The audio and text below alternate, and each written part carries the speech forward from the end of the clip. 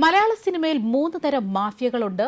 Hema committee report പുറത്തുവന്നതിന് പിന്നാലെ മലയാളികൾ കഥയറിയാതെ ആട്ടം കാണുകയാണ്. മലയാള സിനിമയിലെ നടിയെ പെട്ടെന്നൊരു ദിവസം പീഡിപ്പിച്ചതല്ല, തിരുവനന്തപുരം, എറണാകുളം, മട്ടാഞ്ചേരി മാഫിയകളാണ് സിനിമ ഭരിക്കുന്നത്. ഈ മാഫിയകൾ തമ്മിലുള്ള യുദ്ധമാണ് ഇപ്പോൾ നടന്നുകൊണ്ടിരിക്കുന്നത്. ഹേമ കമ്മിറ്റി റിപ്പോർട്ട് പുറത്തുവന്നതിന് പിന്നാലെ മലയാള സിനിമയിലെ മാഫിയ ഭരണത്തെക്കുറിച്ച് ഞെട്ടിക്കുന്ന വെളിപ്പെടുത്തലുകൾ നടത്തുകയാണ് നടനും സംവിധായകനുമായ സന്തോഷ് പണ്ഡിറ്റ്. ഹേമ കമ്മിറ്റി റിപ്പോർട്ട് പുറത്തുവന്നതിന് പിന്നാലെ മലയാളികൾ കഥയറിയാതെ ആട്ടം കാണുകയാണെന്നും സ്ത്രീകളുടെ നന്മയെ കരുതിയല്ല ഈ വിഷയം ഏറ്റുപിടിക്കുന്നതെന്നുമാണ് സന്തോഷ് പണ്ഡിറ്റ് വ്യക്തമാക്കുന്നത്. മലയാള സിനിമയിൽ 3 തരം മാഫിയകളുണ്ടെന്നും അവർ തമ്മിലുള്ള യുദ്ധമാണ് ഇപ്പോൾ നടന്നുകൊണ്ടിരിക്കുന്നതെന്നുമാണ് അദ്ദേഹം വ്യക്തമാക്കുന്നത്.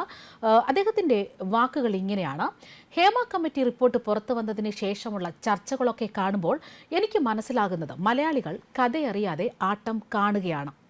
ചുരുക്കി പറഞ്ഞാൽ, പെട്ടെന്നൊരു ദിവസം നടി ആക്രമിക്കപ്പെടുന്നു, അതിന്റെ പിന്നിൽ പ്രമുഖ നടന്മാരുണ്ടെന്ന് പറയുന്നു, അതിനുശേഷം ഒരു സംഘടന രൂപീകരിക്കുന്നു, അവർ സർക്കാരിനെ സമീപിക്കുന്നു, സർക്കാർ ഒരു കമ്മീഷനെ വെക്കുന്നു. ഇതൊക്കെയാണ് നമ്മൾ പുറത്തുനിന്ന് കാണുന്നത്.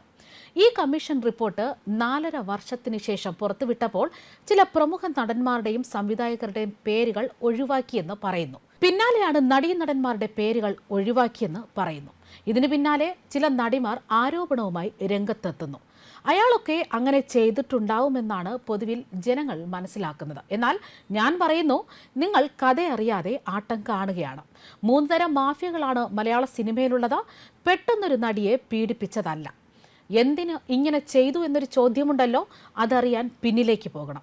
തിരുവനന്തപുരം, എറണാകുളം, മട്ടാഞ്ചേരി, ഇതിൽ മട്ടാഞ്ചേരി 2014 ഏറ്റവും ഒടുവിലായി രൂപീകൃതമായ മാഫിയകളിൽ ഒന്നാണ്.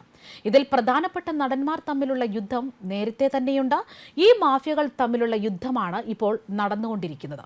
മലയാള സിനിമയിലെ 2 പ്രധാന സിനിമാ സംഘടനകളെ കൈക്കലാക്കാൻ 3 മാഫിയകൾ ശ്രമം നടത്തുന്നുണ്ട്. അവരിങ്ങനെ അവസരം കാത്തു നിൽക്കുകയാണ്. അപ്പോഴാണ് ഈ സംഭവം ഉണ്ടാകുന്നത്. ഞാനൊരു മുഖ്യമന്ത്രിയായിരുന്നെങ്കിൽ ഈ റിപ്പോർട്ട് പൂർണ്ണമായും പുറത്തുവിട്ടേനെ.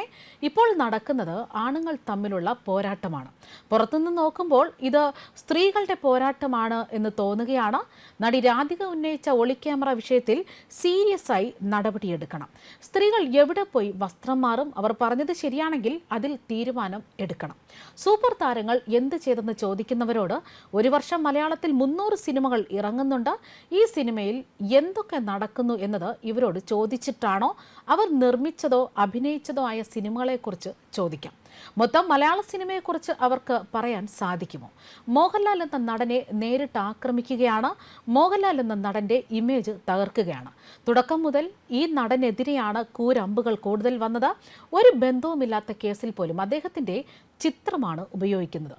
എന്താവശ്യത്തിന് വേണ്ടിയാണ്? ഇന്ന് വരെ മോഹൻലാൽ എന്ന നടനെതിരെ ഒരു പെൺകുട്ടിയും നേരിട്ട് വന്നിട്ടില്ല. പക്ഷേ ഓൺലൈൻ ചാനലിലൊക്കെ അദ്ദേഹത്തിൻ്റെ ഫോട്ടോ വെച്ചു. എന്തിനാണ് ആ മനുഷ്യൻ്റെ ഫോട്ടോ വെക്കുന്നത് എന്നാണ് സന്തോഷ് പണ്ഡിറ്റ് ചോദിക്കുന്നത്. ന്യൂസ് ഡെസ്ക്, കർമ്മ ന്യൂസ്.